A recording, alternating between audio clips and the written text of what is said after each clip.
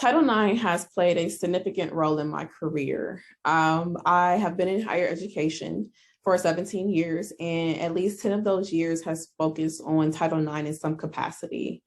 My first introduction to Title IX was in 2012, following the Dear Colleague letter, where I was at an institution that was looking at ways to implement and integrate some educational training opportunities for our new first-time students. While there, I was on a community response team that would allow our students to feel comfortable coming to various individuals to report their experiences of any type of gender-based discrimination. At that time, I was not aware of the language of mandated reporter, but yet I knew that I had a responsibility in making sure the students received the support they needed to be successful and to heal from any form of discrimination they might have endured. Shortly after there, I had returned to a historically Black institution, which is where I've spent majority of my career. And at that time, I recognized that Title IX was not being discussed the same way it had been at the PWIs that I had worked. So I began to answer the question of why.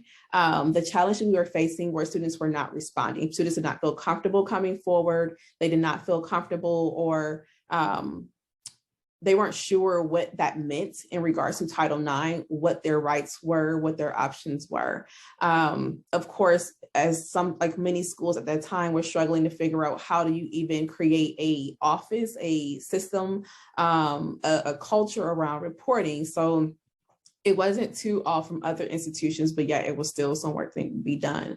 My curiosity has gone even further to where I focused my dissertation research on examining campus-based sexual violence reporting, the barriers specifically at HBCUs among Black female students.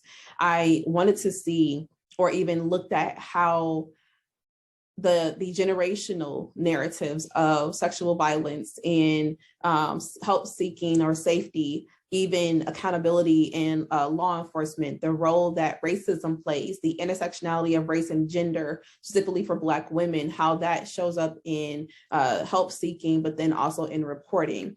So I believe that as we are celebrating the 50th anniversary of Title IX, it's evident that we are still in need of additional work. But yet it's proof that we're getting it right. We're moving in a direction that shows that we are keeping our campuses safe. We're ensuring that we are following policies. We are looking at what's the best needs for our students and our employees, but yet at the same time, we're looking at how does this legislation impact marginalized and underrepresented populations. So as we continue to celebrate and acknowledge the great impact Title IX has had, I challenge my colleagues to continue to challenge our implementation of this regulation. Happy 50th anniversary, Title IX.